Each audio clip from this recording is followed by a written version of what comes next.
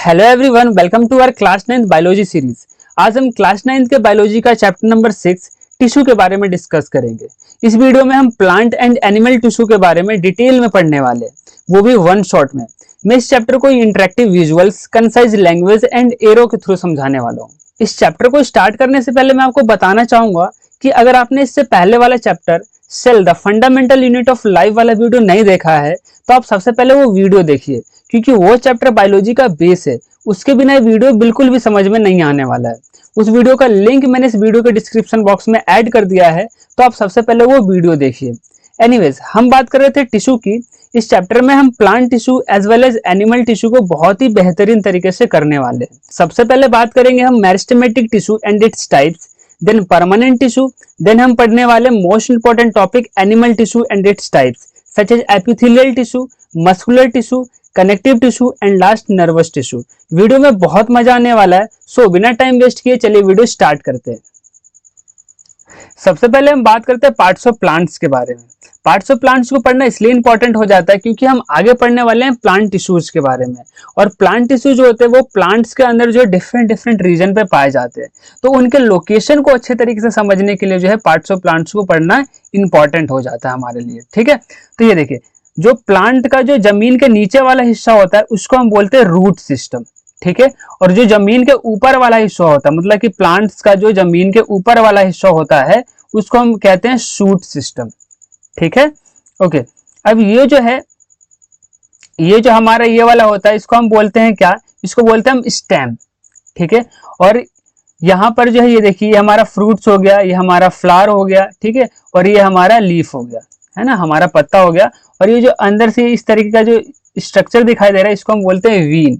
ठीक है, ओके। अब एक और इम्पॉर्टेंट चीज है कि जहां से जो है ये देखिए, ये स्टेम का एक ऐसा रीजन है जहां से क्या होता है, न्यू लीफ जो है ग्रो करना स्टार्ट कर रही है। या फिर कभी कभी क्या होता है कि स्टेम भी जो है ग्रो करना स्टार्ट कर जाती है, या फिर डायरेक्ट जो है फ्लावर ग्रो करना स्टार्ट कर देती है ना। तो ऐसे रीजन को हम कहते हैं नोड, है ना। तो नोड क्या होता है, नोड जो है स्टेम का एक ऐसा रीजन होता है जहां से एक फर्दर जो है स्टेम जो है ग्रो करना स्टार्ट कर देता है, या फिर फ्लावर जो है ग्रो करना स्टार्ट कर देता है, या फिर लीफ जो है वो क्या करने लग जाता है, बढ़ने लग जाता है ना। तो ऐसे रीजन को हम कहते हैं नोड। ठीक है, जैसे कि यहाँ पर, यहाँ से क्या हो रहा है, देखिए ये जो प्लांट है, ये सॉरी ये जो लीफ है ये ग्रो करना स्टार्ट कर गया, है ना। तो ऐसे जो है बहुत सारे रीजन, ये देखो यहाँ पर भी है ना, तो इनको हम कहते हैं नोड। ठीक है, और दो नोड के बीच का जो रीजन होता है उसको हम कहते हैं एंटी नोड। ठीक है, तो ये बहुत कुछ बेसिक बातें हैं जो हमें याद रखनी चाहिए। ठीक है, और ये जो जमीन के नीचे वाला हिस्सा है इसको हम बोलते हैं रूट सिस्टम, और रूट सिस्टम भी जो है दो पार्ट्स में डिवाइड होता है, primary root and secondary root. ठीक है, चलो नेक्स्ट देखते हैं। नेक्स्ट है हमारा मेरिस्टेमेटिक टिश्यू।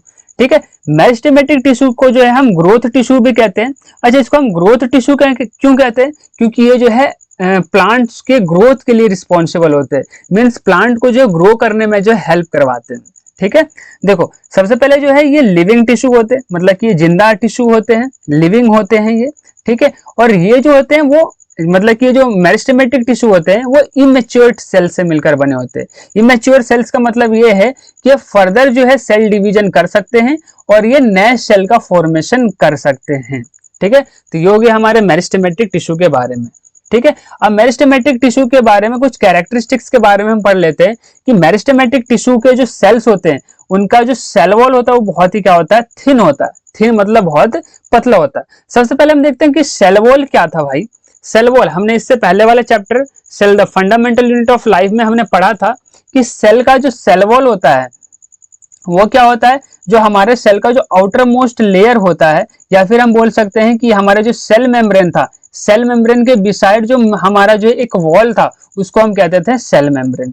ठीक है ना, ये इसको हम क्या कहते थे, सेल वॉल कहते थे, राइट, सेल वॉल कहते थे। और इसी सेल वॉल की यहाँ पर जो है यहाँ पर बात की जा रही है कि मेरिस्टेमेटिक टिश्यू में जो सेल होती है उसकी सेल वॉल जो होती है बहुत ही थिन होती है, और इनमें जो है इंटरसेलुलर स्पेस अब्सेंट होता है। इंटरसेलुलर स्पेस का मतलब क्या होता है, मतलब ये होता है कि देखो टिश्यू जो कैसे बनती है, ग्रुप ऑफ सेल्स से मिलकर बने होते हैं, मतलब कि सेल्स जो है आपस में जो है ग्रुप होंगे, बट इन सेल्स के बीच में जो है स्पेस जो है बिल्कुल ही नहीं होगा।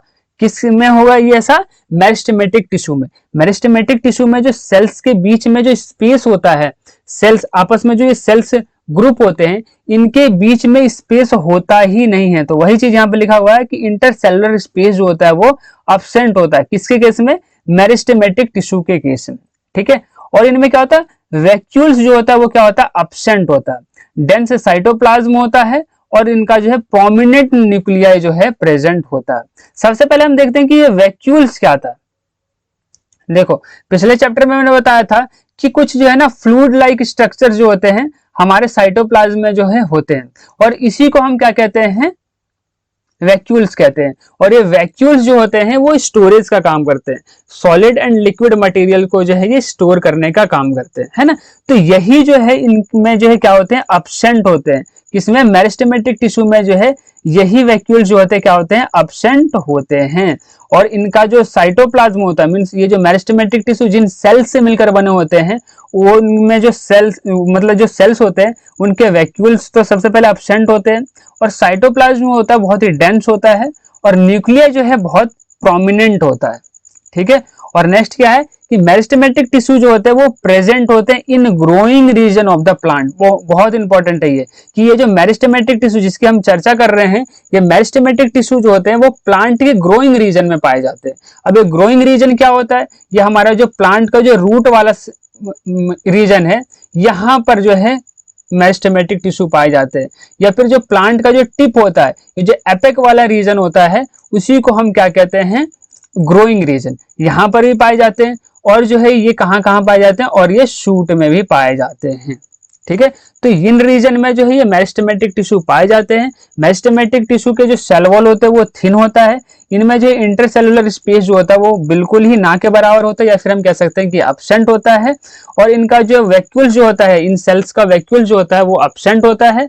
साइटोप्लाज्म बहुत डेंस होता है, और न्यूक्लियाई बहुत ही प्रोमिनेंट होता है। ठीक है। और ये मेरिस्टेमेटिक टिश्यू जो होता है वो प्लांट के ग्रोइंग रीजन में जो है पाए जाते हैं। ठीक है। ओके, नेक्स्ट देखते हैं। नेक्स्ट है हमारा एपिकल मेरिस्टेम। ठीक है। एपिकल मेरिस्टेम की बात करते हैं।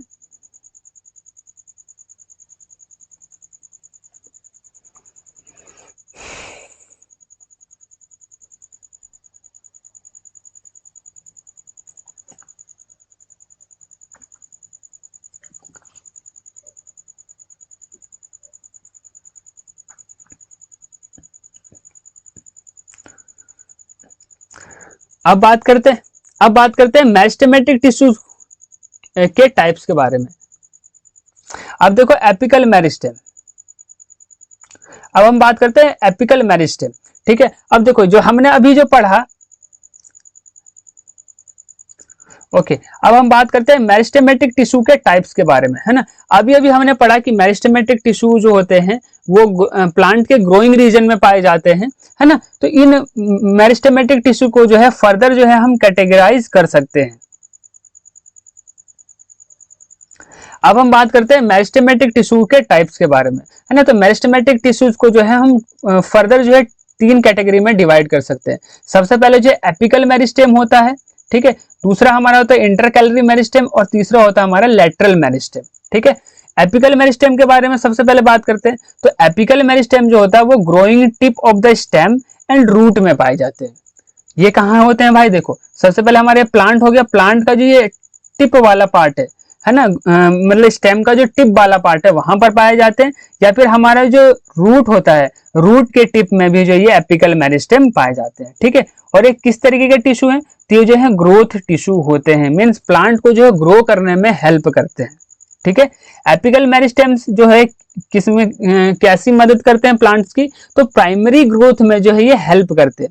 प्राइमरी ग्रोथ का क्या मतलब है? प्राइमरी ग्रोथ का मतलब है लॉन्गिट्यूडनल ग्रोथ में जो है ये एपिकल मेरिस्टेम हेल्प करते हैं। लॉन्गिट्यूडनल ग्रोथ का मतलब होता है प्लांट को जो है लंबा होने में जो है ये एपिकल मेरिस्टेम हेल्प करते हैं। ठीक है। अब नेक्स्ट बात करते हैं इंटरकैलरी मेरिस्टेम। इंटरकैलरी मेरिस्टेम जो होता है वो एपेक्स के जस्ट नीचे पाए जाते हैं। कहाँ होते हैं जरा देखो, ये हमारा हो गया एपिकल मेरिस्टेम। एपिकल मेरिस्टेम के जस्ट जो नीचे वाला रीजन होता है उसी को हम कहते हैं इंटरकैलरी मेरिस्टेम। ठीक है। तो ये जो इंटरकैलरी मेरिस्टेम्स होते हैं, इंटरकैलरी मेरिस्टेम होता है वो एपिकल मेरिस्टेम के जस्ट नीचे पाए जाते हैं। ठीक है। और ये जो होते हैं वो एपिकल मेरिस्टेम का ही पार्ट होता है। कौन? इंटरकैलरी मेरिस्टेम, ठीक है। और ये काम क्या करता है? तो ये जो है हेल्प करता है increase the length of the leaf, है ना। जो पत्ते होते हैं प्लांट्स के, जो लीफ होते हैं, इनके लेंथ को इंक्रीज करने का जो काम होता है वो इंटरकैलरी मेरिस्टेम का ही होता है। ओके, नेक्स्ट हमारा लेटरल मेरिस्टेम। लेटरल मेरिस्टेम कहाँ पाया जाता है? तो ये जो है लेटरल रीजन में पाया जाता है। जो हमारा प्लांट होते हैं, प्लांट का जो ये लेटरल रीजन होता है, वहां पर जो है ये लेटरल मेरिस्टेम पाए जाते हैं, ठीक है। अब ये लेटरल मेरिस्टेम जो है काम क्या करते हैं? लेटरल मेरिस्टेम जो है सेकेंडरी ग्रोथ में जो है हेल्प करते हैं। जिस तरीके से हमने अभी देखा इंटरकैलरी मेरिस्टेम जो था वो लॉन्गिट्यूडनल ग्रोथ के लिए रिस्पॉन्सिबल था, मींस प्राइमरी ग्रोथ के लिए रिस्पॉन्सिबल था, प्राइमरी ग्रोथ जो है प्लांट में करता था। उसी तरीके से ये जो लेटरल मेरिस्टेम है ये प्लांट के सेकेंडरी ग्रोथ में जो है हेल्प करता है। मींस ये जो हमारा प्लांट होता है, प्लांट का ये जो स्टेम होता है, प्लांट का ये जो स्टेम होता है, इस स्टेम को जो है थिक करने का काम करता है। मींस इनको जो है ये चौड़ा करने का जो काम है वो यही लेटरल मेरिस्टेम करते हैं। तो वही चीज मैंने लिखा है कि ये जो हेल्प करते हैं increase the width of the stem of the plant. Plant का जो स्टेम होता है उसके विड्थ को जो है इंक्रीज करने का काम करते हैं, है ना। तो ये था हमारे मेरिस्टेमेटिक टिश्यू के बारे में। मेरिस्टेमेटिक टिश्यू जो होते हैं वो 3 टाइप्स के होते हैं: apical meristem, intercalary meristems and lateral meristems, ठीक है। ये जो इंटरकैलरी मेरिस्टेम्स होते हैं, मेरिस्टेम होते हैं, ये प्राइमरी ग्रोथ के लिए रिस्पॉन्सिबल होते हैं, एंड लेटरल मेरिस्टेम जो होते हैं वो सेकेंडरी ग्रोथ के लिए रिस्पॉन्सिबल होते हैं। अब क्या होता है कि मेरिस्टेमेटिक टिश्यू जो होता है वो परमानेंट टिश्यू में कन्वर्ट हो जाता है। मेरिस्टेमेटिक टिश्यू में जो सेल्स थे वो कैसे थे? इमैच्योर सेल्स थे। बट परमानेंट टिश्यू में जो सेल्स हो जाते हैं वो कैसे हो जाते हैं? मैच्योर सेल्स हो जाते हैं। तो मेरिस्टेमेटिक टिश्यू जो है वो फर्दर जो है परमानेंट टिश्यू में कन्वर्ट हो जाता है। और परमानेंट टिश्यू जो होता है इसके जो सेल्स होते हैं वो फर्दर डिवाइड नहीं करते, मीन्स ये सेल फॉर्मेशन नहीं करते, ठीक है। तो नेक्स्ट हम और डिटेल में पढ़ते हैं परमानेंट टिश्यू के बारे में। परमानेंट टिश्यू, जैसा कि अभी मैंने बताया कि जो परमानेंट टिश्यू होते हैं वो कैसे बनते हैं? मेरिस्टेमेटिक सेल्स से मिलकर बनते हैं। और ये जो परमानेंट टिश्यू के जो सेल्स होते हैं वो कैपेबल नहीं होते फर्दर सेल डिवीजन के लिए, मतलब कि ये फर्दर जो है न्यू सेल्स का फॉर्मेशन नहीं करते हैं। कौन? Permanent tissue. और परमानेंट टिश्यू किससे बने हुए होते हैं? तो ये मेरिस्टेमेटिक सेल से ही मिलकर बने होते हैं। ओके, अब आगे क्या है? आगे है हमारा जो इन परमानेंट टिश्यू है, इन परमानेंट टिश्यू का जो definite shape, size and thickness होता है। और ये जो परमानेंट टिश्यू जो होते हैं वो डेड भी हो सकते हैं एंड लिविंग भी हो सकते हैं। बट जब हम मेरिस्टेमेटिक टिश्यू के बारे में हम पढ़ रहे थे तो वहां पर हमने देखा था कि जो मेरिस्टेमेटिक टिश्यू होते हैं वो लिविंग होते हैं। बट परमानेंट टिश्यू में ऐसा नहीं है। परमानेंट टिश्यू में जो है वो इनके सेल्स जो होते हैं वो लिविंग भी हो सकते हैं एंड डेड भी हो सकते हैं, ठीक है।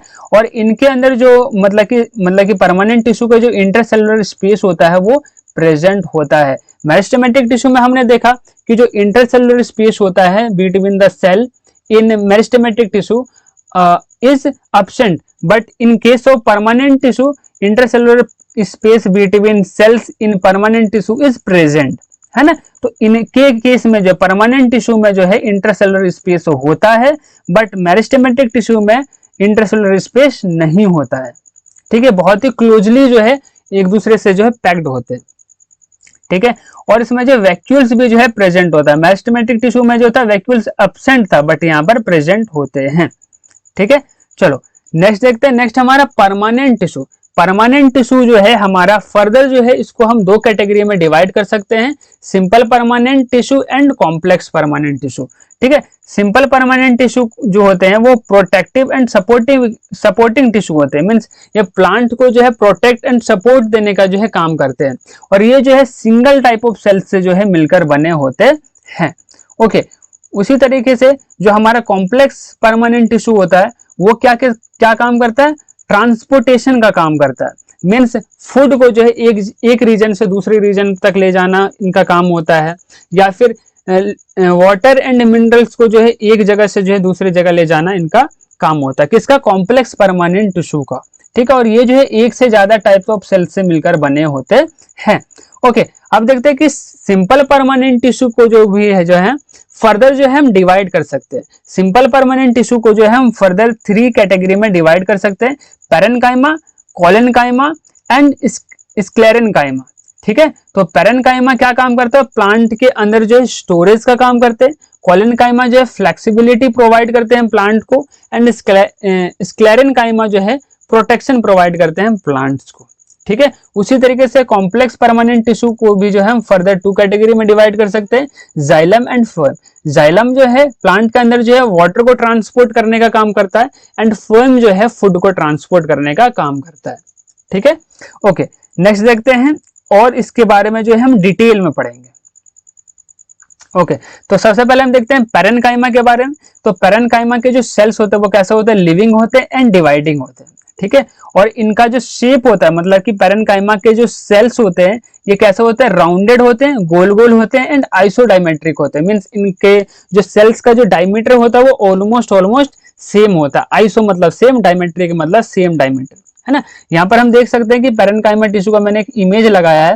यहाँ पर हम देख सकते हैं कि यहाँ पर जो सेल्स है पैरेनकाइमा के वो राउंड राउंड है, और इनके जो मतलब कि डायमीटर है वो ऑलमोस्ट सेम है ना। तो ऐसा हम कह सकते हैं कि जो शेप ऑफ सेल्स होते हैं are rounded and isodiametric in case of parenchyma, ठीक है। और तीसरा पॉइंट क्या है कि इंटरसेलुलर स्पेस आर मोर। यहाँ पर इंटरसेलुलर स्पेस होता है, यहाँ पर देख सकते हैं ना कि यहाँ पर ये देखिए यहाँ पर स्पेस हमें दिखाई दे रहा है, फिर हमें यहाँ पे स्पेस दिखाई दे रहा है। तो पैरेनकाइमा के केस में जो है, पैरेनकाइमा टिश्यू में जो है जो सेल्स होते हैं उनके बीच में स्पेस होता है, ठीक है। और इनका जो सेल वॉल होता है वो कैसा होता है, थिन होता है, और इनका जो है न्यूक्लियस स्मॉल होता है, बट वैक्यूल जो होता है वो बहुत बड़ा होता है। यहाँ पर हम देख सकते हैं कि यहाँ पर जो वैक्यूल्स है वो बहुत बड़ा है, बट न्यूक्लियस देखो यहाँ पर कितना छोटा है ना। तो न्यूक्लियस इस मतलब पैरेनकाइमा के सेल्स जो होते हैं उनके न्यूक्लियस जो होते हैं वो बहुत ही छोटे होते हैं, सेल वॉल बहुत ही थिन होते हैं, पतले होते हैं, बट इनमें वैक्यूल जो होता है वो बहुत बड़ा होता है, ठीक है। अच्छा, ये पाए कहाँ जाते हैं, तो ये जो है स्टेम में पाए जाते हैं, रूट्स में पाए जाते हैं, एंड लीफ एंड फ्रूट्स में जो है ये पाए जाते हैं, ठीक है। तो ये इन रीजन में जो है पाए जाते हैं, ठीक है। तो ये है हमारा पैरेनकाइमा के बारे में। नेक्स्ट है हमारा फंक्शन। ये पैरेनकाइमा जो है प्लांट्स के अंदर काम क्या करते हैं, है ना। तो सबसे पहला जो इनका काम जो है हर एक टिश्यू का जो है बहुत इंपॉर्टेंट है, तो फंक्शंस तो हमें जरूर याद रखने हैं। तो सबसे पहले अगर हम फंक्शन की बात करते हैं तो ये क्या करते हैं, पैकिंग टिश्यू को करते हैं, टिश्यू को जो है पैक करने का काम करते हैं। दूसरा जो है टिश्यू के बीच में जो स्पेस होता है उसको फिल करने का काम करते हैं। तीसरा इनका ये जो है मेन फंक्शन इनका जो है स्टोरेज करना, फूड को जो है स्टोर करना। प्लांट्स के अंदर जो है फूड को स्टोर करने का जो मेन फंक्शन होता है वो पैरेनकाइमा का ही होता है, ठीक है। This cells also store waste product of the plant such as tannin, gum, crystals and resins, है ना। तो ये जो वेस्ट प्रोडक्ट्स हैं प्लांट्स के, इनको भी जो है ये स्टोर करने का काम करते हैं, ठीक है। अब देखो पैरेनकाइमा को भी जो है हम फर्दर जो है 2 कैटेगरी में डिवाइड कर सकते हैं, क्लोरेनकाइमा एंड एरेनकाइमा, है ना। क्लोरेनकाइमा जो होता है ऐसे टिश्यू होते हैं जिनमें क्लोरोफिल कंटेन होते हैं, मींस क्लोरोफिल पाए जाते हैं, उसको हम कहते हैं क्लोरेनकाइमा, ठीक है। और ये क्लोरेनकाइमा जो है फोटोसिंथेसिस में हेल्प करते हैं। फोटोसिंथेसिस प्रोसेस के थ्रू जो है प्लांट जो अपना खाना खुद बनाती है ना, तो उस फोटोसिंथेसिस प्रोसेस को परफॉर्म करने में जो हेल्प करता है वो क्लोरेनकाइमा ही करते हैं। और क्लोरेनकाइमा क्या है, क्लोरेनकाइमा एक ऐसी टिश्यू है जिसमें क्लोरोफिल कंटेन होती है, क्लोरोफिल पाई जाती है, ठीक है। और एरेनकाइमा क्या होती है, एरेनकाइमा जो है एक ऐसी प्रकार की टिश्यू होती है जो कि प्लांट्स में पाई जाती है, जिसके अंदर क्या होती है, एयर स्पेस होता है, एयर कैविटी होता है। और इस एयर कैविटी के वजह से जो है मतलब कि एक्वेटिक प्लांट्स में जो है ये एरेनकाइमा जो है पाए जाते हैं। और ये एक्वेटिक प्लांट्स के में जो है ये एरेनकाइमा प्रेजेंट होने की वजह से जो है ये मतलब कि वाटर में जो ये सर्वाइव कर पाते हैं, ठीक है। तो एरेनकाइमा टिश्यू क्या होते हैं, ऐसे टिश्यू जिनके अंदर जो एयर स्पेस फिल होते हैं, भरे हुए होते हैं, उसको हम कहते हैं एरेनकाइमा। और एरेनकाइमा जो है वो ज्यादातर जो है पाए जाते हैं एक्वेटिक प्लांट्स में, जो पानी में रहते हैं वैसे प्लांट्स को हम कहते हैं एक्वेटिक प्लांट्स। तो इन एक्वेटिक प्लांट्स में जो होता है एरेनकाइमा जो है बहुत ही ज्यादा होते हैं, जिसके वजह से जो है ये जो है वाटर में जो है फ्लोट कर पाते हैं, तैर पाते हैं, ठीक है। तो ये था हमारा पैरेनकाइमा के बारे में। नेक्स्ट हमारा कोलेनकाइमा टिश्यू। कोलेनकाइमा टिश्यू जो होता है वो कहाँ पाया जाता है, सबसे पहले उसको देखते हैं। जो हमारा स्टेम होता है, स्टेम में एपिडर्मिस के 3 to 4 लेयर नीचे जो है ये कोलेनकाइमा जो है पाया जाता है, ठीक है। ओके अब ये जो सेल्स होते हैं मतलब कोलेनकाइमा टिश्यू के जो सेल्स होते हैं वो लिविंग होते हैं, इलोंगेटेड होते हैं, देख सकते हैं कि कितने लंबे लंबे हैं ये, ठीक है। और क्या होते हैं, irregular thickened at the corner, corner पर जो है ना थोड़े थोड़े मोटे मोटे होते हैं। यहाँ पर देखो, ये देखो थिकेंड है। कोलेनकाइमा टिश्यू के जो सेल्स होते हैं इनके बीच में जो इंटरसेलुलर स्पेस होता है वो एब्सेंट होता है, ठीक है। तो आप देखते हैं कि कोलेनकाइमा टिश्यू जो होते हैं वो पाए कहाँ जाते हैं। तो जैसा कि मैंने अभी बताया कि जो स्टेम होते हैं, वो जो स्टेम का जो एपिडर्मिस होता है उनके 3 to 4 लेयर नीचे जो है ये कोलेनकाइमा टिश्यू पाए जाते हैं, ठीक है। ओके अब इनका फंक्शन क्या है, तो ये जो प्लांट को जो मैकेनिकल सपोर्ट प्रोवाइड करते हैं, प्रोटेक्शन देते हैं, फ्लेक्सिबिलिटी देते हैं एंड इलास्टिसिटी देते हैं प्लांट्स को, ठीक है। तो ये हो गया हमारा कोलेनकाइमा टिश्यू के फंक्शन के बारे में। यहाँ पर मैंने इमेज भी लगा दी है तो आप देख सकते हैं। चलो नेक्स्ट देखते हैं। नेक्स्ट है हमारा स्क्लेरेनकाइमा टिश्यू। स्क्लेरेनकाइमा टिश्यू के बारे में अब देखते हैं। स्क्लेरेनकाइमा टिश्यू जो होते हैं, सबसे पहले तो मेन इंपॉर्टेंट जो है यहाँ पर, ये जो सेल्स होते हैं स्क्लेरेनकाइमा टिश्यू के जो सेल्स होते हैं वो डेड होते हैं। और ये जो सेल्स होते हैं वो कैसे होते हैं, लॉन्ग होते हैं, नैरो होते हैं। लॉन्ग एंड नैरो क्यों होते हैं, क्योंकि इनके वॉल में, इनका वॉल जो होता है वो क्या होता है, थिकेंड होता है। और इनका वॉल थिक क्यों होता है, ड्यू टू लैग्निन। लैग्निन क्या है, लैग्निन एक केमिकल है और इस लैग्निन के वजह से जो है इनका वॉल जो होता है वो थिक होता है। और थिक होने के वजह से जो है इनका जो ये जो है कैसा होता है, लॉन्ग एंड नैरो होते हैं। यहाँ पर देख सकते हैं कि लंबे लंबे हमें दिखाई दे रहे हैं और नैरो दिखाई दे रहे हैं, पतले पतले दिखाई दे रहे हैं ना, ठीक है। और ये जो सेल्स होते हैं वो कैसे होते हैं, क्लोजली पैक्ड होते हैं विदाउट इंटरसेलुलर स्पेस, यानी कि स्क्लेरेनकाइमा टिश्यू के जो सेल्स होते हैं इनके बीच में भी इंटरसेलुलर स्पेस एब्सेंट होता है, नहीं पाया जाता है, ठीक है। अब अक्रेंस की बात करते हैं, मतलब स्क्लेरेनकाइमा टिश्यू कहाँ कहाँ पाए जाते हैं उसके बारे में हम देखते हैं, है ना। तो सबसे पहले जो ये पाया जाता है वो प्लांट टिश्यू, प्लांट के स्टेम्स में पाए जाते हैं, वस्कुलर बंडल्स में पाए जाते हैं। अच्छा, वस्कुलर बंडल्स का क्या होता है, जाइलम एंड फ्लोएम को जो है हम वस्कुलर बंडल कहते हैं, है ना। तो यहाँ पर भी जो है ये स्क्लेरेनकाइमा टिश्यू जो है पाए जाते हैं, ठीक है। या फिर प्लांट के जो वीन्स होते हैं वहां पर ही पाए जाते हैं, या फिर जो हार्ड कवरिंग होता है सीड्स की वहां पर भी जो है ये स्क्लेरेनकाइमा टिश्यू पाए जाते हैं, ठीक है। और मोस्ट इंपोर्टेंट चीज जो कि हमें याद रखना है, हस्क ऑफ कोकोनट। कोकोनट जो होता है हमारा, जो हमारा जिसको हम नारियल फोड़ते हैं, है ना, जब भी हम कहीं मंदिर वगैरह जाते हैं तो वो जो नारियल फोड़ते हैं तो वो जो बाहर वाला जो हमें दिखाई देता है ना कवर, उसी को हम कहते हैं हस्क ऑफ कोकोनट। और ये जो हस्क ऑफ कोकोनट होता है वो भी जो है स्क्लेरेनकाइमा का ही मिलकर बना होता है। और उस स्क्लेरेनकाइमा का बने होने की वजह से जो है वो हार्ड होता है और वो नारियल को जो है प्रोटेक्ट करके रखता है, ठीक है। अच्छा, इसका फंक्शन क्या है भाई, तो इसका फंक्शन जो है protection from the environment, environment से जो है प्लांट्स को जो है प्रोटेक्ट करना जो है स्क्लेरेनकाइमा टिश्यू का जो है फंक्शन है। नेक्स्ट देखते हैं। नेक्स्ट हमारा कॉम्प्लेक्स परमानेंट टिश्यू, ठीक है। कॉम्प्लेक्स परमानेंट टिश्यू के बारे में हम देख लेते हैं। तो कॉम्प्लेक्स परमानेंट टिश्यू जो होते हैं वो 2 टाइप्स के होते हैं, जाइलम एंड फ्लोएम, ठीक है। जाइलम क्या करते हैं, तो प्लांट में जो है वाटर को ट्रांसपोर्ट करने का जो काम है वो जाइलम का होता है, एंड फ्लोएम का जो है फूड को ट्रांसपोर्ट करने का काम होता है, ठीक है। अब ये जो जाइलम है वो वाटर के साथ साथ जो है मिनरल्स को भी जो है ट्रांसपोर्ट करने का काम करता है, ठीक है। अब जाइलम की बात करते हैं तो जाइलम जो है वो 4 टाइप ऑफ सेल से मिलकर बने होते हैं, xylem parenchyma, tracheids, vessels and xylem fibre. तो ये 4 सेल्स, 4 टाइप ऑफ सेल्स से जो है ये जाइलम मिलकर बने होते हैं। और इसमें जो है जाइलम पैरेन्काइमा जो होता है वो लिविंग होता है, और बाकी के बाकी जो 3 सेल्स हमारे बच गए, 3 टाइप्स ऑफ सेल्स जो बच गए, tracheids, vessels and xylem fibres, ये तीनों के तीनों डेड होते हैं इन जाइलम, ठीक है। और वही अगर हम बात करते हैं फ्लोएम के बारे में, तो फ्लोएम जो होते हैं ये भी जो है 4 टाइप ऑफ सेल से मिलकर बने होते हैं, फ्लोएम पैरेन्काइमा, कंपेनियन सेल्स, सीप सेल्स एंड फ्लोएम फाइबर्स, ठीक है।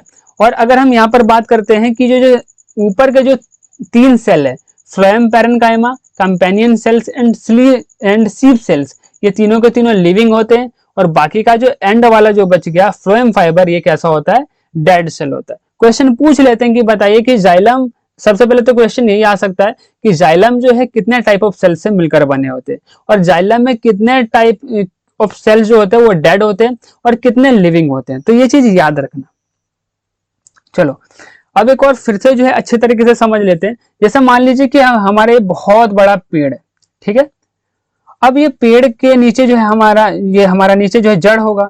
अब जो जड़ से जो है पानी यहाँ पर जो पानी रहता हुआ, अब पानी को जो है ऊपर तक जाना पड़ेगा, या फिर मान लीजिए कि इधर इधर या फिर कहीं पर भी अगर वाटर को प्लांट में जो है ट्रांसपोर्ट करना होगा, तो ये कौन करेगा? तो ये जो वाटर हो गया या फिर मिट्टी में जो सॉइल में जो है मिनरल्स भी पाए जाते हैं, तो इन मिनरल्स एंड वाटर को जो है प्लांट के डिफरेंट डिफरेंट पार्ट तक पहुंचाने का जो काम होता है वो किसका होता है? वो जाइलम का होता है ना। तो जाइलम जो है प्लांट में काम करती है वाटर एंड मिनरल्स को जो है प्लांट्स के डिफरेंट डिफरेंट पार्ट तक ट्रांसपोर्ट करना। और वही अगर हम बात करते हैं फूड की, तो हमें पता है कि लीफ में जो है खाना बनता है, ठीक है। यहाँ पर लेट सपोज यहाँ पर खाना बना, अब ये खाने को जो है अलग अलग रीजन पे जाना है, प्लांट के डिफरेंट डिफरेंट रीजन पर जाना है ना। तो ये जो डिफरेंट डिफरेंट रीजन तक लेके जा रहे हैं वो कौन लेके जाता है? तो ये हमारा लेके जाता है फ्लोएम, है ना। तो जो जाइलम होता है वाटर एंड मिनरल्स को ट्रांसपोर्ट करने का काम करता है, और हमारा जो फ्लोएम है वो प्लांट्स के अंदर जो है फूड को जो है डिफरेंट डिफरेंट रीजन में जो है ट्रांसपोर्ट करने का काम करता है, ठीक है। ये देखो मैंने एक बार फिर से अच्छे से बता दिया है कि जाइलम जो है वो वाटर एंड मिनरल्स को ट्रांसपोर्ट करने का काम करता है, और हमारा जो फ्लोएम है वो फूड को ट्रांसपोर्ट करने का काम करता है, ठीक है। तो ये था हमारा प्लांट टिश्यू के बारे में, हमने प्लांट टिश्यू के बारे में एक एक टिश्यू के बारे में डिस्कस किया। अब हम बात करते हैं एनिमल टिश्यू के बारे में, जो कि हमारे इस चैप्टर का मोस्ट इंपॉर्टेंट टॉपिक है, ठीक है। तो चलिए एनिमल टिश्यू के बारे में देखते हैं। एनिमल टिश्यू में जो सबसे पहले जो टिश्यू आता है वो हमारा आता है एपिथेलियल टिश्यू, ठीक है। एपिथेलियल टिश्यू जो होता है हमारे मतलब बॉडी पार्ट का जो ज्यादातर ऑर्गन है उसका जो कवरिंग है वो इसी एपिथेलियल टिश्यू से जो है मिलकर बना होता है, ठीक है। तो एपिथेलियल टिश्यू क्या होता है? प्रोटेक्टिव टिश्यू होता है, या फिर कवरिंग होता है किसी भी हमारे बॉडी पार्ट का जो ऑर्गन होता है वो ज्यादातर जो एपिथेलियल टिश्यू से जो है मिलकर बना होता है ना, कवरिंग मतलब। अच्छा, दूसरा पॉइंट क्या है? जो कवर होता है most organs with in the body के अंदर जितने भी ज्यादातर जो ऑर्गन्स होते हैं उनके कवर जो है वो एपिथेलियल टिश्यू से जो है मिलकर बने होते हैं, ठीक है। एपिथेलियल टिश्यू भी जो है को भी जो है डिफरेंट डिफरेंट कैटेगरी में डिवाइड कर सकते हैं, जैसे कि squamous epithelium, cuboidal epithelium, columnar epithelium and ciliated epithelium, ठीक है। तो इन सब के बारे में जो है एक एक करके जो है हम डिटेल में पढ़ने वाले हैं, ठीक है। एक बार फिर से देख लेते हैं। Squamous epithelium, cuboidal epithelium, columnar epithelium and ciliated epithelium, इन सब के बारे में डिटेल में अभी आगे हम पढ़ेंगे। देखो सबसे पहले हमारा है स्क्वेमस एपिथेलियम, ठीक है। स्क्वेमस एपिथेलियम टिश्यू कैसे होते हैं? तो थिन होते हैं, फ्लैट होते हैं एंड इरेगुलर शेप्ड सेल्स होते हैं, ठीक है। देखो यहाँ पर हमें दिखाई दे रहा है फ्लैट है, थिन है और इरेगुलर शेप्ड सेल है। इरेगुलर शेप्ड सेल का मतलब क्या है? इसका मतलब ये है कि इनका सेल का जो शेप है वो फिक्स नहीं है, इरेगुलर है। जैसे देखो यहाँ पर देखो ये सेल जो है वो इस तरीके का दिखाई दे रहा है ना, इस तरीके का दिखाई दे रहा है, और दूसरी जगह देखो हमारा इस तरीके से दिखाई दे रहा है, तीसरी जगह देखो हमारा इस तरीके से दिखाई दे रहा है। मतलब यहाँ पर शेप जो है वो फिक्स नहीं होता है ना। तो स्क्वेमस एपिथेलियम के जो सेल्स होते हैं वो पहली बात तो थिन होते हैं, फ्लैट होते हैं एंड इरेगुलर शेप के होते हैं, मीन्स इनका शेप फिक्स नहीं होता। अच्छा, ये स्क्वेमस एपिथेलियम कहाँ पाए जाते हैं? तो हमारे जो माउथ की जो लाइनिंग होती है वहां पर ये पाए जाते हैं। मतलब ओइसोफेगस जो होता है वहां पर पाए जाते हैं, एंड हमारे जो एल्वियोलाई ब्लड वेसल्स है यहां पर भी जो है स्क्वेमस एपिथेलियम पाए जाते हैं।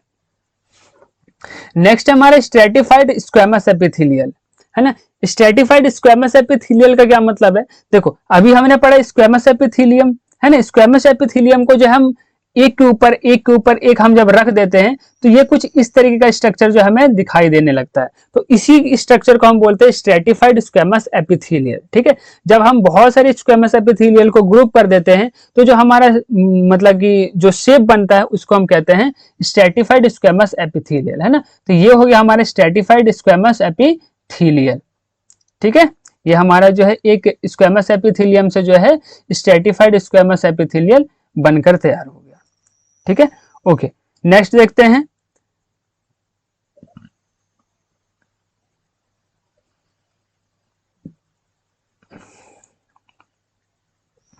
नेक्स्ट हमारे क्यूबॉइडल एपिथेलियल, ठीक है। क्यूबॉइडल एपिथेलियल देखो यहाँ पर नाम भले ही क्यूबॉइडल है बट यहाँ पर इनका जो शेप होता है सेल का वो क्यूबॉइडल नहीं होता है। यहाँ पर जो शेप होता है सेल का वो होता है क्यूब शेप्ड सेल्स, ठीक है, ये देख सकते हो यहाँ पर जो सेल का जो शेप है वो क्यूब है। ठीक है, अच्छा ये पाए कहाँ कहाँ जाते हैं, तो हमारे जो किडनी ट्यूब्यूल्स होते हैं यहाँ पर पाए जाते हैं, थायराइड वेसिकल्स जो होते हैं वहां पर पाए जाते हैं, सेलेवरी ग्लैंड्स में पाए जाते हैं, एंड स्वेट ग्लैंड्स में जो है ये क्यूबॉइडल एपिथेलियम पाए जाते हैं। ठीक है, ओके। नेक्स्ट हमारा कोलमनर एपिथेलियम। ठीक है, कोलमनर एपिथेलियम कैसे होते हैं भाई, इनके सेल्स कैसे होते हैं, तो इलोंगेटेड सेल्स होते हैं। यहाँ पर देख सकते हैं कि यहाँ पर ये जो सेल्स दिखाई दे रही है कैसे कैसे दिखाई दे रहे हैं, लंबे लंबे हमें सेल्स ये दिखाई दे रहे हैं ना, लंबे लंबे यहाँ पर जो कोलमनर एपिथेलियम के जो सेल्स होते हैं वो लंबे लंबे होते हैं। ठीक है, इलोंगेटेड होते हैं, और ये कहाँ कहाँ पाए जाते हैं, तो स्टमक के लाइनिंग में पाए जाते हैं। ये स्टमक का जो लाइनिंग है, ये जो स्टमक का जो ये जो आउटर मोस्ट लेयर है, कवरिंग है, ये जो है हमारा कोलमनर एपिथेलियम का ही मिलकर बना होता है। या फिर अगर हम बात करते हैं स्मॉल इंटेस्टाइन है ना, तो ये जो स्मॉल इंटेस्टाइन है ये भी जो है इसके अंदर भी जो है कोलमनर एपिथेलियम पाया जाता है। या फिर गॉल ब्लैडर हो गया, ये हमारे यहाँ पर जो ना गॉल ब्लैडर हो गया, तो इसमें भी जो ये भी जो है इसमें भी जो है कोलमनर एपिथेलियम पाया जाता है। ठीक है, और हमारा नेक्स्ट जो है बहुत इंपॉर्टेंट है वो हमारा ओविडक्ट। ये ओविडक्ट जो है ये इसे हम कहते हैं ओविडक्ट। इस ओविडक्ट का जो वॉल है ये भी जो है कोलमनर एपिथेलियम से ही मिलकर बना होता है। नेक्स्ट हमारा सिलिएटेड एपिथेलियम। ठीक है, सिलिएटेड एपिथेलियम में जो है सेल के शेप्स के बारे में देख लेते हैं। तो इनमें जो सेल का जो शेप है वो कैसा होता है, क्यूबॉइडल शेप का होता है, और इनके जो सरफेस पे तो होता है वो सीलिया होता है। सबसे पहले इसको डायग्राम के थ्रू समझते, देखो सबसे पहले जो ये क्यूबॉइडल शेप के होते हैं, ठीक है, ये हमारे क्यूबॉइडल शेप के हो गए, और इनके सरफेस पे जो है ना थ्रेड लाइक स्ट्रक्चर होता है, और इस थ्रेड लाइक स्ट्रक्चर को जो है ये जो धागे जैसा हमें स्ट्रक्चर दिखाई दे रहा है, इसी स्ट्रक्चर को हम कहते हैं ये सीलिया। ठीक है ना, तो इनका हमने शेप के बारे में देख लिया कि क्यूबॉइडल शेप के होते हैं विथ सीलिया, और सीलिया क्या है, थ्रेड लाइक स्ट्रक्चर। ठीक है, ओके। अब ये पाए कहाँ जाते हैं भाई, कहाँ कहाँ पाए जाते हैं, तो स्पर्म डक्ट जो होते हैं ये हमारे, देखो इसको हम कहते हैं स्पर्म डक्ट। ठीक है, तो ये जो स्पर्म डक्ट है यहाँ पर यहाँ के जो वॉल है वो इसी सिलिएटेड एपिथेलियम से जो है मिलकर बने हुए हैं। ठीक है, या फिर अगर हम बात करते हैं लाइनिंग ऑफ ट्रैकिया, ये जो ट्रैकिया की जो लाइनिंग है ये भी जो है हमारा सिलिएटेड एपिथेलियम से ही मिलकर बना हुआ है। ठीक है, या फिर अगर हम बात करते हैं किडनी ट्यूब्यूल्स या फिर ओविडक्ट जो है, ये सभी के सभी जो है मतलब इन सभी में जो है सिलिएटेड एपिथेलियम पाया जाता है। नेक्स्ट हमारा कनेक्टिव टिश्यू। कनेक्टिव टिश्यू के बारे में हम बहुत अच्छे से समझ लेते हैं। देखो cell of the connective tissue जो होता है वो बहुत ही क्लोजली पैक्ड होते हैं, मतलब कि इस कनेक्टिव टिश्यू में जो सेल्स होते हैं वो लूजली पैक्ड होते हैं, ज्यादा ही क्लोजली पैक्ड नहीं होते, है ना। इससे पहले वाला जो हम टिश्यू हम पढ़ रहे थे तो वहां पर जो सेल्स होते हैं वो क्लोजली पैक्ड थे, है ना, बट यहाँ पर ऐसा नहीं है। यहाँ पर जो है मतलब कि जो सेल्स होते हैं, इन टिश्यूज के जो सेल्स होते हैं वो लूजली पैक्ड होते हैं, मतलब कि ज्यादा ही क्लोज आपस में नहीं रहते, थोड़ा थोड़ा स्पेस इनमें होता है, ये जिसे हम कहते हैं लूजली पैक्ड। ठीक है, और ये जो है ना कनेक्टिव टिश्यूज होते हैं वो इंटरसेलुलर मैट्रिक्स में होते हैं। अब ये क्या होता है जरा इसको समझते हैं। देखो हमने बॉन तो देखा ही होगा, सबने देखा है, ओके। अब ये जो बॉन होता है, इस बॉन के अंदर जो है ना बोन सेल्स होते हैं। ये देखो ये जो अंदर आपको दिखाई दे रहा है ना, इसको हम कहते हैं बोन सेल्स। ठीक है, और बोन सेल्स के ऊपर जो है बाहर जो हमें दिखाई देता है इसको हम बोलते हैं क्या, हार्ड सरफेस। ये जो है ना बहुत हार्ड होता है जिसको हम बोलते हैं मैट्रिक्स। ठीक है, और मैट्रिक्स जो होता है वो देखो डेंस भी हो सकता है, रिजिड भी हो सकता है, मीन सॉलिड भी हो सकता है और फ्लूइड भी हो सकता है। बट बोन के केस में जो हमारा मैट्रिक्स जो होता है ना वो रिजिड होता है, वो हार्ड होता है, सॉलिड होता है। ठीक है, और इसी मैट्रिक्स के अंदर जो है ये बोन सेल्स जो है पाए जाते हैं।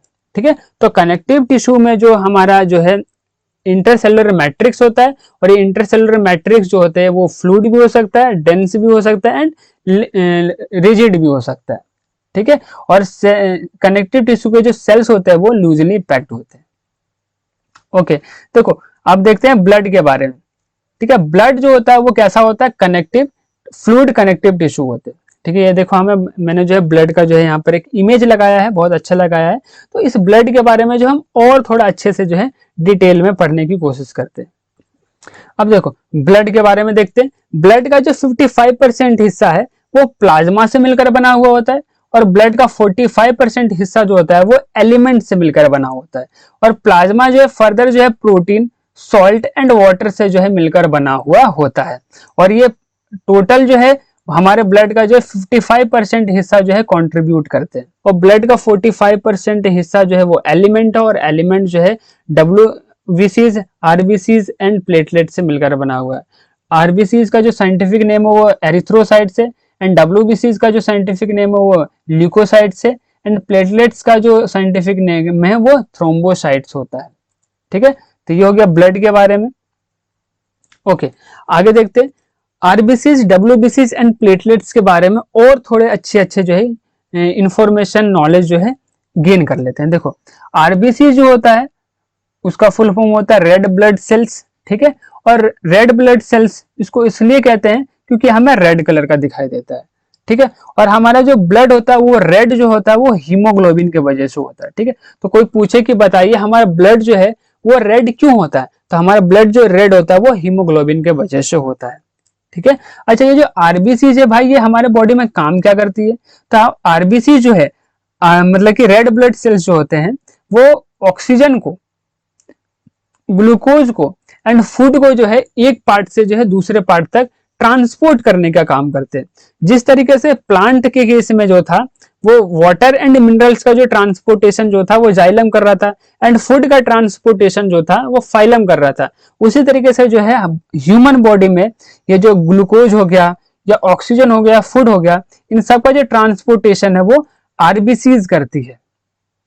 ठीक है, अब आरबीसीज के बारे में जो है ना एक इंटरेस्टिंग फैक्ट ये है कि आरबीसीज के जो सेल्स होते हैं उनमें न्यूक्लियस नहीं पाया जाता है। न्यूक्लियस नहीं पाया जाता है, ना तो हमारे इसमें जो है एंडोप्लाज्मिक रेटिकुलम पाया जाता है, और ना तो गोल्जी एपरेटस पाया जाता है, और ना ही माइटोकॉन्ड्रिया पाया जाता है। किसमें ये सारी चीजें नहीं है? तो सारी चीजें जो है आरबीसीज में नहीं होती है, यानी कि रेड ब्लड सेल्स में नहीं होती है। ठीक है, अब बात करते हैं डब्ल्यूबीसीज। डब्ल्यूबीसीज यानी कि white blood cells. White blood cells जो होते हैं वो 5 टाइप्स के होते हैं। ठीक है, और ये क्या करती है, जैसा कि हमने यहाँ पर आरबीसीज में देखा कि ऑक्सीजन हो गया, ग्लूकोज हो गया एंड फूड हो गया, इन सबको जो है ट्रांसपोर्ट करने का काम करती है ना, एक रीजन से दूसरे रीजन तक जो है बॉडी के एक पार्ट से दूसरे पार्ट तक जो है ट्रांसपोर्ट करने का काम करती है। उसी तरीके से हमारे जो डब्ल्यूबीसीज है वो क्या करती है? तो डब्ल्यूबीसीज जो है वो हमें प्रोटेक्ट करती है फ्रॉम डिजीज, है ना, हमें जो बीमारियों से बचाती है, और इस वजह से जो इसको हम सोल्जर ऑफ द बॉडी भी कहते हैं, क्योंकि हमें जो प्रोटेक्ट करता है डिजीज से। बाहर से आने वाले जितने भी बैक्टीरिया, हमारे बॉडी के अंदर जितने भी बैक्टीरिया या फिर जो ऐसे पैथोजन जो बीमारी कॉज करते हैं, डिजीज कॉज करते हैं, उनसे जो हमें प्रोटेक्ट करते हैं, या फिर बोल सकते हैं इनको जो है मारने का काम करते हैं। इस वजह से जो हम इन्हें सोल्जर कहते हैं, हमारे बॉडी का सोल्जर कहते हैं, हमारे बॉडी का जो इनको सिपाही कहते हैं। और ये जो है क्या प्रोड्यूस करते हैं? एंटीबॉडीज जो है प्रोड्यूस करते हैं। ठीक है, अब देखते हैं प्लेटलेट्स। प्लेटलेट्स देखिए, प्लेटलेट जब भी हम कभी हमें चोट लग जाता है तो हमने कभी देखा होगा कि हमारा ब्लड जो है मतलब कि बहने के बाद कुछ समय बाद जो ये क्या हो जाता है, मतलब हमारा खून जो है निकलना बंद हो जाता है ना। तो ये इसलिए हो जाता है क्योंकि हमारे ब्लड में जो है प्लेटलेट्स पाया जाता है, और ये प्लेटलेट जो है हमारे ब्लड को जो है क्लोट करने का काम करता है। मीन्स हमारे ब्लड को जो है थक्का करने का, मतलब कि हमारे ब्लड को जो है जमाने का जो काम करता है ये प्लेटलेट्स ही करता है। जब भी हमें चोट वगैरह लग जाता है तो हमने देखा होगा कि ब्लड जो है कुछ समय बाद जो है वो बहना रुक जाता है, मीन्स ब्लड क्लोटिंग जो है मतलब कि स्टार्ट हो जाती है, ब्लड जो है जमना स्टार्ट हो जाता है। तो जो ब्लड क्लोटिंग स्टार्ट हो जाती है वो किसके वजह से हो जाती है? प्लेटलेट्स की वजह से होती है। ठीक है, लेकिन कभी कभी क्या होता है कि किसी पर्सन को जो है चोट लग जाती है और वो खून जो है बहता ही जाता है, बहता ही जाता है, मीन्स ब्लड जो है क्लोट होता ही नहीं है। तो इस केस में जो है ना उस पर्सन को एक बीमारी होती है जिसको हम कहते हैं हीमोफीलिया, है ना। तो हीमोफीलिया एक ऐसी बीमारी है जिसमें पर्सन जो है का जो ब्लड है वो क्लोट नहीं हो पाता है। ठीक है, तो ये था हमारा आरबीसीज के बारे में, डब्ल्यूबीसीज के बारे में एंड प्लेटलेट्स के बारे में। ठीक है, तो ये देखो डब्ल्यूबीसी जो व्हाइट कलर के इस तरीके से दिखाई देते हैं, प्लेटलेट जो है हमें कुछ इस तरीके से दिखाई देते हैं। चलो नेक्स्ट देखते हैं। नेक्स्ट हमारा लिम्फ। लिम्फ क्या होता है? लिम्फ जो होता है हमारा आरबीसीज का जो है यंगर ब्रदर होता है, छोटा भाई होता है ना। इसको हम इसलिए छोटा भाई कह रहे हैं आरबीसीज का क्योंकि जो जो काम आरबीसीज करता है ऑलमोस्ट वो सारा का सारा काम ये हमारा लिम्फ भी करता है। इस वजह से जो हम इसको यंगर ब्रदर भी कहते हैं। ठीक है, लिम्फ का जो कलर की अगर हम बात करते हैं तो ये कलरलेस होते हैं, इनका फंक्शन जैसा कि मैंने अभी अभी बताया कि जो न्यूट्रिएंट को जो है ट्रांसपोर्ट करने का काम करते हैं, जिस तरीके से ब्लड करते हैं, ठीक है, ओके। और दूसरा क्या होता है, लिम्फ के पास जो होता है ना, लिम्फोसाइट्स होते हैं, और इस लिम्फोसाइट्स के वजह से जो है ये हमारे बॉडी को जो है इन्फेक्शन से प्रोटेक्ट करते हैं, वेरी वेरी इंपॉर्टेंट, ठीक है। तो लिम्फ्स के पास जो है लिम्फोसाइट्स होते हैं, और इस लिम्फोसाइट्स जो है हमारे बॉडी को जो है इन्फेक्शन से प्रोटेक्ट करती है, हमें जो है इन्फेक्शन से बचाती है। कौन? लिम्फ। तो ये लिम्फ के बारे में हो गया। नेक्स्ट नेक्स्ट है हमारा बोन, है ना। तो बोन के बारे में मैंने अभी थोड़ा देर पहले भी बताया, अब और अच्छे से जो इसको समझने की कोशिश करते हैं। देखो मैंने बताया था कि हमारा बोन का जो आउटर मोस्ट कवरिंग होता है, मतलब कि बाहर वाला जो रीजन होता है, वो बहुत ही हार्ड होता है, ठीक है। वो हार्ड इसलिए होता है क्योंकि वो जो है ना हार्ड मैट्रिक्स से मिलकर बना हुआ होता है, ठीक है। जो बाहर वाला जो हिस्सा है ये किससे मिलकर बना हुआ? बहुत ही हार्ड मैट्रिक्स से मिलकर बना हुआ।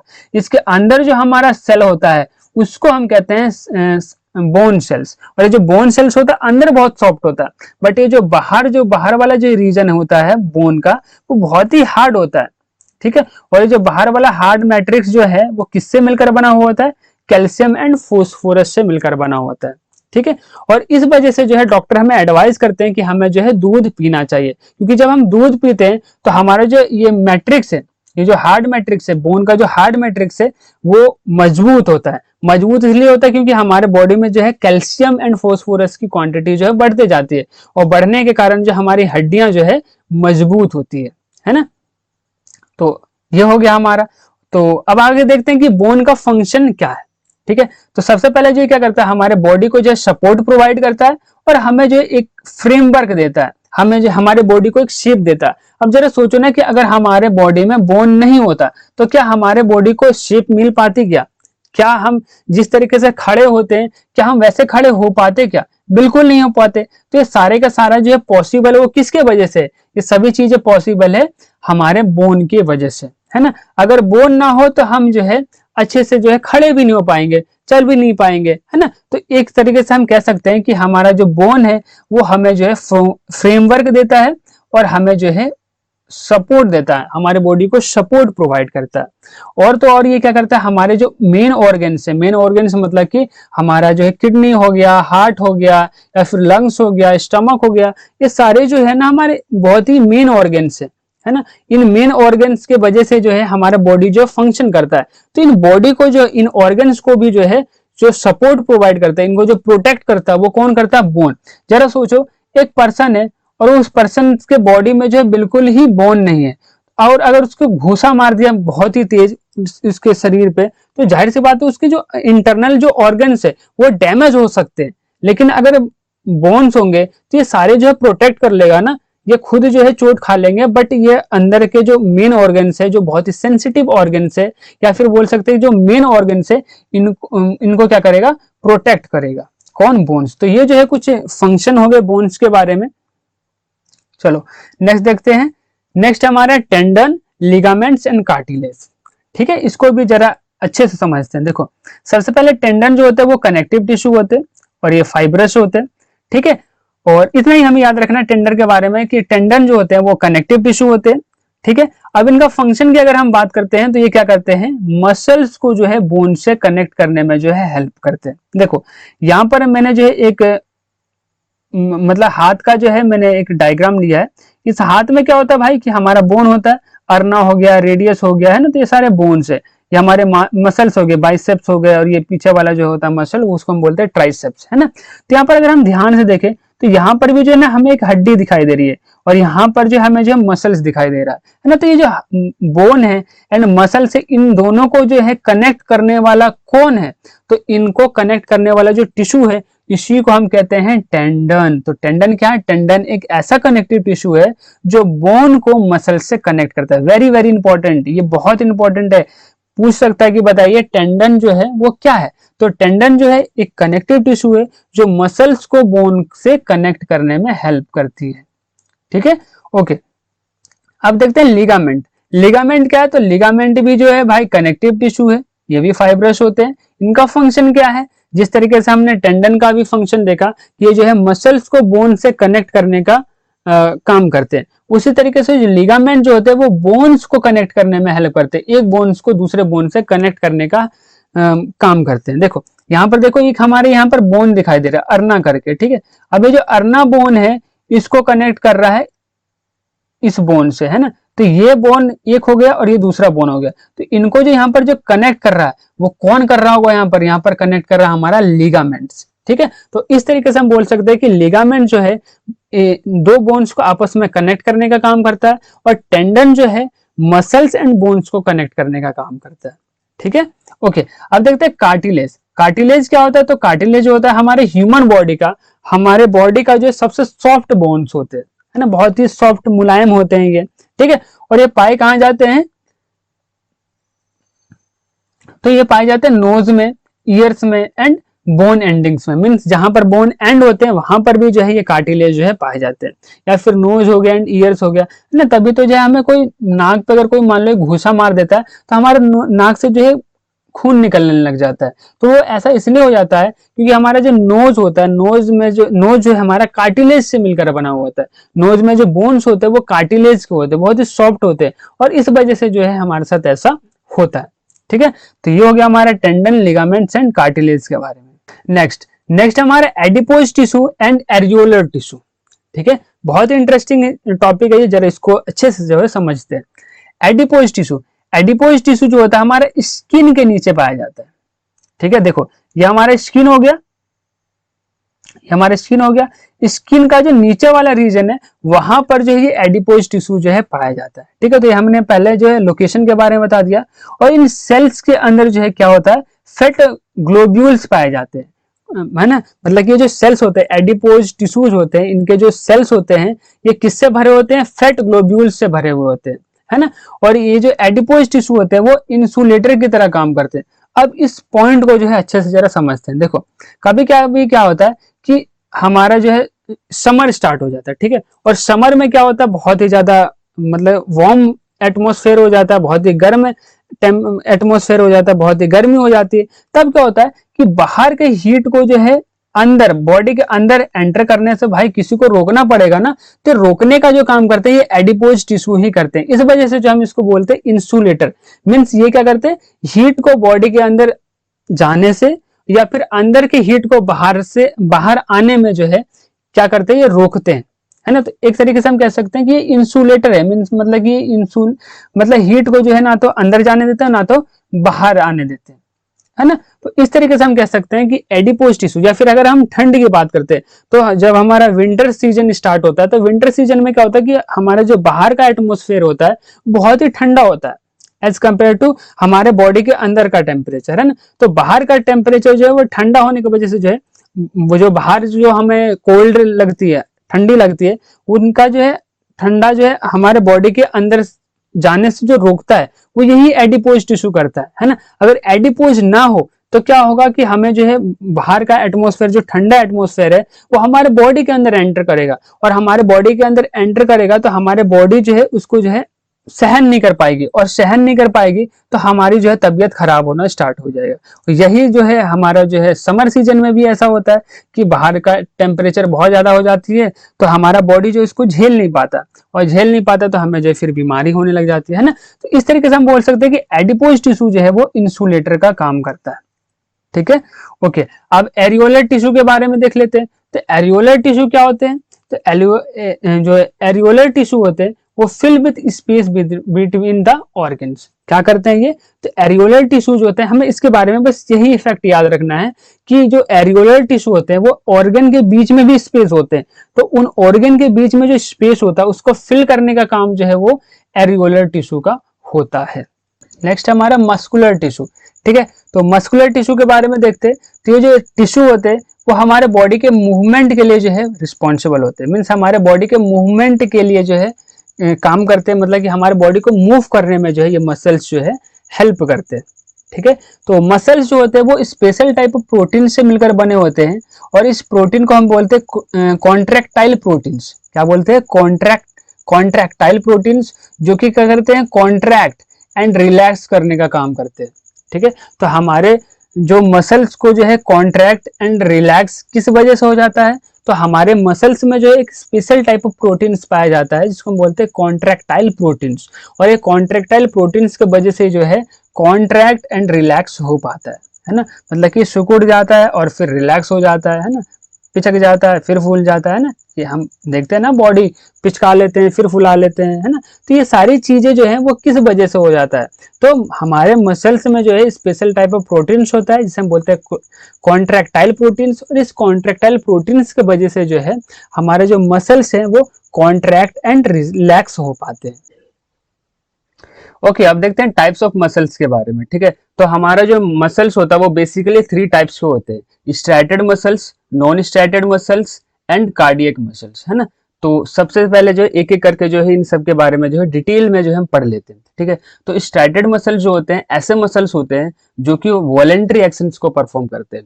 ये वॉलेंट्री एक्शंस क्या होता है, मतलब कि ऐसे एक्शंस जिन पे हमारा कंट्रोल होता है उसको हम कहते हैं स्ट्रैटेड मसल्स, है ना। जैसे फॉर एग्जांपल हो गया हमारा लिम्स, है ना। तो हमारे जो लिम्स होता है, लिम्स क्या होता है, लिम्स हमारे हाथ एंड पैर दोनों को जो है मिलाकर हम बोलते हैं लिम्स, है ना। तो ये हाथ पैर पे जो हमारा कंट्रोल होता है, हम जिस तरीके से चाहें उस तरीके से जो है इनको जो है मूव करा सकते हैं, है ना।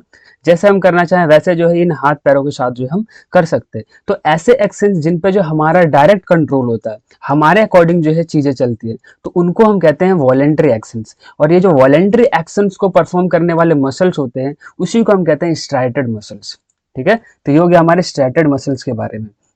स्ट्रैटेड मसल्स के अगर हम प्रॉपर्टीज की बात करते हैं तो ये जो स्ट्रैटेड मसल्स होते हैं के जो सेल्स होते हैं वो सिलेंड्रिकल शेप के होते हैं, स्ट्राइटेड होते हैं एंड नॉन ब्रांच्ड होते हैं एंड मल्टी न्यूक्लिएटेड होते हैं, ठीक है। यहाँ पर हम देख सकते हैं कि यहाँ पर जो सेल है, यहाँ पर सेल का जो शेप है वो सिलेंड्रिकल है, देख सकते हो सिलेंडर जैसा हमारा शेप इसमें दिखाई दे रहा है, और नॉन ब्रांच है। हमें कहीं पर भी जो यहाँ पर ब्रांचिंग वगैरह दिखाई देखने को नहीं मिल रही है, मीन्स मतलब कि सिंपल है ये, इसमें किसी प्रकार का ब्रांचिंग नहीं है।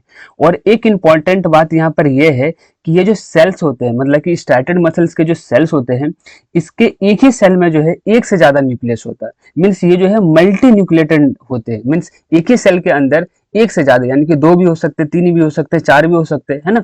तो इस तरीके से जो है एक ही सेल के अंदर जो है एक से ज्यादा न्यूक्लियस होता है, इस वजह से जो है इनके जो सेल्स होते हैं वो मल्टी न्यूक्लिएटेड होते हैं, ठीक है। तो ये था हमारा स्ट्रैटेड मसल्स का एग्जांपल। अब देखते हैं नॉन स्ट्रैटेड के बारे में, देखते हैं नॉन स्ट्रैटेड मसल्स के बारे में देखते हैं, है ना। तो नॉन स्ट्रैटेड मसल्स जो होते हैं वो स्मूथ मसल्स होते हैं, ठीक है। और ये जो नॉन स्ट्रैटेड मसल्स होते हैं ये इनवॉलेंटरी एक्शंस को परफॉर्म करने में हेल्प करते हैं। अच्छा, अब इनवॉलेंटरी एक्शंस क्या होता है, इनवॉलेंटरी एक्शन जो होता है वो वॉलेंटरी एक्शन का जस्ट अपोजिट होता है, ठीक है। इनवॉलेंटरी एक्शन मतलब कि ऐसे एक्शंस जिनका कंट्रोल हमारे ऊपर नहीं होता, मीन्स हम जो है उन एक्शंस को जो है कंट्रोल नहीं कर सकते हैं। जैसे मान लीजिए कि हम जब फूड खाते हैं तो फूड जो है सबसे पहले हमारा ओइसोफेगस से होते हुए हमारे स्टमक में जाता है, स्टमक से हमारा स्मॉल इंटेस्टाइन में जाता है, और स्मॉल इंटेस्टाइन से लार्ज इंटेस्टाइन में जाता है, और लार्ज इंटेस्टाइन से जो है फिर हमारा एनएस के थ्रू जो है बाहर निकल जाता है। अब यहाँ पर इस पूरे प्रोसेस में एक बात बताओ हमें कि क्या यहाँ पर हम फूड को कंट्रोल कर सकते हैं, क्या हम ऐसा कर सकते हैं कि हमारा फूड जो है वो स्टमक तक आ गया है, अब हम चाहते हैं कि स्मॉल इंटेस्टाइन में ना जाए, हम कर ही नहीं सकते, क्योंकि ये जो एक्शंस होते हैं वो अपने आप ही होते हैं, इनमें हमारा कंट्रोल नहीं होता, हम कुछ भी नहीं कर सकते इसमें। अगर हमने एक बार फूड खा लिया तो वो जो है अपना जो जो उसका पासेज है वो उसी पासेज के थ्रू, उसी पाथ के थ्रू जो है वो जाना स्टार्ट करेगा, इस पे जो है हमारा बिल्कुल भी कंट्रोल नहीं होता। तो ऐसे एक्शंस जो होते हैं उसको हम बोलते हैं इनवॉलेंटरी एक्शंस, ठीक है। तो ऐसे मसल्स जो इनवॉलेंटरी एक्शंस को परफॉर्म करते हैं वो सारे के सारे मसल जो होते हैं वो नॉन स्ट्रैटेड मसल्स होते हैं, ठीक है। अगर हम एग्जाम्पल की बात करते हैं तो एग्जाम्पल हो जाएगा इस केस में एलिमेंट्री कैनाल। एलिमेंट्री कैनाल क्या होता है, एलिमेंट्री कैनाल मतलब होता है वो सारे के सारे पासेज जिनके थ्रू जो है फूड जो है फ्लो करता है, फूड जो है ट्रेवल करता है हमारे बॉडी के अंदर, उन सभी को हम बोलते हैं एलिमेंट्री कैनाल, है ना। तो यहाँ पर जो हमारा एलिमेंट्री कैनाल हो गया वो ये हो गया ओइसोफेगस, स्टमक, फिर हमारे स्मॉल इंटेस्टाइन, फिर स्मॉल इंटेस्टाइन से लार्ज इंटेस्टाइन, और लार्ज इंटेस्टाइन से फिर हमारे एनएस के थ्रू जो है बाहर जाता है। तो ये सारा का सारा जो पाथ है, ये सारे के सारे पाथ को जो है हम एलिमेंट्री कैनाल कहते हैं, ना। तो ये जो एलिमेंट्री कैनाल का जो मसल है वो सारे के सारे क्या होते हैं, नॉन स्ट्रैटेड मसल्स ही होते हैं, ठीक है।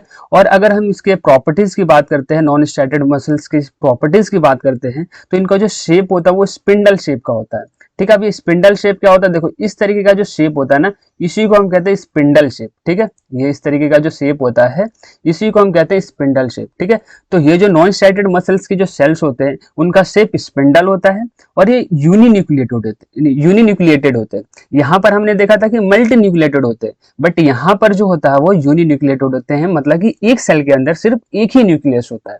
ठीक है, और ये जो है नॉन ब्रांच्ड होते हैं, मतलब कि हम देख सकते हैं साफ साफ कि यहाँ पर जो किसी भी प्रकार का जो हमें ब्रांचिंग देखने को नहीं मिल रहा है। ठीक है, ओके, और ये जो है नॉन स्ट्राइटेड होते हैं। तो ये हो गया हमारा नॉन स्ट्राइटेड मसल्स के बारे में। अब लास्ट हम देख लेते हैं कार्डियक मसल्स के बारे में। ठीक है, तो हमारा कार्डियक मसल जो होता है वो ज्यादातर जो हमें हार्ट में देखने को मिलता है। हमारा हार्ट जो होता है वो कार्डियक मसल से मिलकर बना होता है। ठीक है, और हमारा हार्ट भी जो है वो कैसा फंक्शन परफॉर्म करता है, तो ये भी जो है हमारा जो है इनवॉलेंट्री एक्शंस को जो है परफॉर्म करता है, मतलब कि ऐसे एक्शन जिन पे हमारा कंट्रोल नहीं होता। ठीक है, अब हमारा हार्ट जो है वो 1 मिनट में जो है 72 बार धड़कता है। ठीक है, अब एक बात बताओ, क्या हम इसको कंट्रोल कर सकते हैं? क्या हम चाहें कि हमारा जो हार्ट है वो 72 बार ना धड़क कर 50 बार धड़के, या फिर 72 बार ना धड़क कर ये थोड़ा ज्यादा हो जाए, 100 हो जाए? क्या हम ऐसा कुछ कर सकते हैं क्या? बिल्कुल नहीं कर सकते, क्योंकि ये जो हार्ट है वो अपने आप ही वर्क करता है, ये अपने अकॉर्डिंग जो है काम करता है। इस पे जो है ह्यूमन का कंट्रोल नहीं होता, हम जो है कंट्रोल नहीं कर सकते। तो ऐसे एक्शन जिन पे हम कंट्रोल नहीं कर सकते उसको हम कहते हैं इनवॉलेंटरी एक्शंस। ठीक है, तो हमारा जो कार्डियक मसल्स है ये भी जो है इनवॉलेंटरी एक्शंस को परफॉर्म करते हैं, और कार्डियक मसल्स का बेस्ट एग्जांपल की अगर हम बात करते हैं तो हमारा हार्ट हो जाएगा। ठीक है, तो हमारा जो ये हार्ट है ये कार्डियक मसल से मिलकर बना होता है। ठीक है, अब कार्डियक मसल्स की प्रॉपर्टीज के बारे में जरा देख लेते हैं। तो कार्डियक मसल्स जो होते हैं वो सिलेंड्रिकल शेप के होते हैं, यहाँ पर देख सकते हैं सिलेंड्रिकल शेप हमें देखने को मिल रहा है, और ये स्ट्राइटेड होते हैं। ओके, और क्या होता है, ये ब्रांच्ड होते हैं, बहुत बहुत इंपॉर्टेंट, जो कि इन दोनों केस में जो है नॉन ब्रांच हमें देखने को मिल रहा था। बट कार्डियक मसल के केस में जो है यहाँ पर जो सेल्स होते हैं वो ब्रांच्ड होते हैं, मतलब कि एक दूसरे से कनेक्टेड होते हैं। यहाँ पर देख सकते हैं ये क्या है, एक दूसरे से कनेक्टेड है, ब्रांच्ड है ना। तो इस तरीके से हम कह सकते हैं कि जो कार्डियक मसल्स के जो सेल्स होते हैं वो ब्रांच्ड होते हैं, और एक लास्ट क्या है, ये यूनिन्यूक्लिएटेड होते हैं, मतलब कि एक सेल के अंदर सिर्फ एक ही न्यूक्लियस होता है। हम देख सकते हैं यहाँ पर जो है सिर्फ हमें एक ही न्यूक्लियस देखने को मिल रहा है, एक से ज्यादा नहीं मिल रहा है। बट ये कहां पर था, मल्टी न्यूक्लिएटेड मल्टी न्यूक्लिएटेड जो था वो हमारे पास था स्ट्राइटेड मसल्स के केस में था, है ना। यहाँ पर देख सकते हैं कि एक ही सेल के अंदर जो यहाँ पर देखो 1 2 और यहाँ पर जो 3 न्यूक्लियस देखने को मिल रहा था, एक ही सेल के अंदर 3 न्यूक्लियस। बट यहाँ पर कार्डियक मसल्स के केस में और नॉन स्टार्टेड मसल्स के केस में जो हमें न्यूक्लियस देखने को मिलता है वो सिर्फ हमें एक ही देखने को मिलता है। ठीक है, तो ये है हमारा मसल्स के टाइप्स के बारे में। तो हमने इसमें देखा कि मसल जो होते हैं वो 3 टाइप्स के होते हैं, striated muscles, non striated muscles and cardiac muscles. Striated muscle जो होता है वो वॉलेंटरी एक्शंस को परफॉर्म करते हैं। हमारे हैंड्स एंड लेग्स के जो मसल्स होते हैं वो स्ट्राइटेड मसल्स ही होते हैं, क्योंकि इन पे जो है हमारा डायरेक्ट कंट्रोल होता है, हम जैसे चाहें उस तरीके से जो है इनको कंट्रोल कर सकते हैं। फिर इनकी प्रॉपर्टीज के बारे में हमने देखा कि ये जो है सिलेंड्रिकल शेप के होते हैं, स्ट्राइटेड होते हैं, नॉन ब्रांच होते हैं एंड मल्टी न्यूक्लिएटेड होते हैं। ठीक है, ये मल्टी न्यूक्लिएट मोस्ट इंपॉर्टेंट है कि एक ही सेल के अंदर जो है बहुत सारे न्यूक्लियस यहाँ पर देखने को मिल जाते हैं। फिर हमने देखा नॉन स्ट्राइटेड मसल्स, तो नॉन स्ट्राइटेड मसल्स जो होते हैं वो इनवॉलेंटरी एक्शंस को परफॉर्म करते हैं, जैसे कि हमारा हो गया एलिमेंट्री कैनाल। एलिमेंट्री कैनाल के जो मसल्स होते हैं वो नॉन स्ट्राइटेड मसल्स ही होते हैं, क्योंकि इन मसल्स को जो है हम कंट्रोल नहीं कर सकते, ये खुद ही जो है अपने आप जो है एक्शंस को परफॉर्म करते हैं। ठीक है, फिर हमने प्रॉपर्टीज के बारे में देखा कि नॉन स्ट्राइटेड मसल्स के जो सेल्स होते हैं वो स्पिंडल शेप के होते हैं, यूनिन्यूक्लिएटेड होते हैं, नॉन ब्रांच्ड होते हैं एंड नॉन स्ट्राइटेड होते हैं। फिर हमने कार्डियक मसल्स को देखा कि कार्डियक मसल्स जो होते हैं वो इनवॉलेंटरी एक्शंस को ये भी परफॉर्म करते हैं, और ये जो कार्डियक मसल्स होते हैं वो पाए जाते हैं हार्ट में, यानी कि हमारा हार्ट जो होता है वो कार्डियक मसल से ही मिलकर बना होता है। फिर हमने प्रॉपर्टीज के बारे में देखा कि कार्डियक मसल जो होते हैं वो सिलेंड्रिकल शेप के होते हैं, स्ट्राइटेड होते हैं एंड ब्रांच्ड होते हैं। ये बहुत इंपॉर्टेंट है कि ये क्या होता है, ब्रांच होते हैं, और ये भी जो है यूनिन्यूक्लिएटेड ही होते हैं। तो ये था हमारा टाइप ऑफ मसल्स के बारे में। अब नेक्स्ट देखते हैं, नेक्स्ट हमारा न्यूरॉन्स। ठीक है, अब देखो न्यूरॉन्स को समझने से पहले ना एक एग्जांपल देखो, ये हमें फ्लावर दिखाई दे रहा है। ठीक है, और अभी आप पढ़ रहे होंगे तो आपको भी फ्लावर दिखाई दे रहा होगा। अब जरा सोचो कि आपको ये फ्लावर ही क्यों दिखाई दे रहा है ना। तो यहाँ पर भी जो है ना हमें पता है कि ये सारी चीजें जो है ना न्यूरॉन्स के वजह से हो रहा है। ठीक है, हमारे बॉडी में जो है ना, पूरे बॉडी में जो है ना बहुत सारे न्यूरॉन्स होते हैं, बहुत सारे, मिलियन बिलियंस, बहुत सारे, है ना। तो इतने सारे जो हमारे न्यूरॉन्स हैं, ये न्यूरॉन्स क्या करते हैं, बाहर हमारे जो हम जो भी चीजें देखते हैं ना, वहां से वो क्या करते हैं, सिग्नल को ट्रांसमिट करते हैं, है ना। मतलब कि बाहर कुछ देखा, वो सिग्नल जो है दूसरे न्यूरॉन्स को ट्रांसमिट करते हैं, दूसरा तीसरे को ट्रांसमिट करते हैं, तीसरा चौथे को ट्रांसमिट करते हैं, और ऐसे करते करते जो ये जो सिग्नल है, जो कि हाँ बाहर से हमें देखने को मिला था, हमें जो है एक्सटर्नल इन्वायरमेंट से हमें देखने को मिला था, वो सिग्नल को जो है ट्रांसमिट करते करते करते करते हमारे ब्रेन तक पहुंचा देते हैं, और वो ब्रेन फिर हमें दिखाई, हम वो ब्रेन तक जब वो सिग्नल जाता है, तो फिर हमें ब्रेन जो है बताता है कि अच्छा आप ये चीज देख रहे हो, है ना।